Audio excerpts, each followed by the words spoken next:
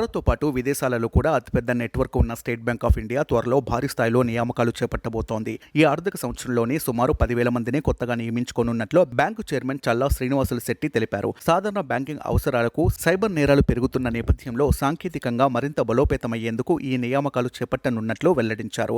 Entry level నుంచి ఉన్నత స్థాయి వరకు వివిధ విభాగాల్లో 1,500 మంది సాంకేతిక నిపుణుల నియామకాలను ఇటీవలే చేపట్టామన్నారు. వీరిలో డేటా సైంటిస్టులు, డేటా ఆర్కిటెక్టులు, నెట్వర్క్ ఆపరేటర్లు, సాంకేతిక విభాగాల ఉద్యోగులున్నారు. వీరు కాకుండా ఇంకా 10,000 మంది వరకు అదనపు ఉద్యోగుల అవసరం ఉందని చైర్మన్ శ్రీనివాసులు శెట్టి తెలిపారు.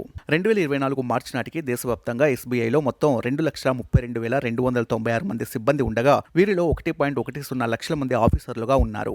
దేశవ్యాప్తంగా ఎస్బీఐకు 22,542 శాఖలు ఉన్నాయని, వచ్చే ఏడాది మార్చి కల్లా మరో 600 శాఖలను తెరిచేందుకు ఏర్పాట్లు చేస్తున్నామన్నారు. ప్రస్తుత సిబ్బందికి నైపుణ్య శిక్షణ కార్యక్రమాలు నిరంతరం కొనసాగుతున్నాయని తెలిపారు. 65,000 ఏటీఎంలతో పాటు 85,000 మంది బిజినెస్ కరెస్పాండెంట్ల ద్వారా 50 కోట్ల మందికి పైగా ఖాతాదారులకు సేవలు అందిస్తున్నట్లు ఎస్బీఐ చైర్మన్ చల్లా శ్రీనివాసులు శెట్టి పేర్కొన్నారు.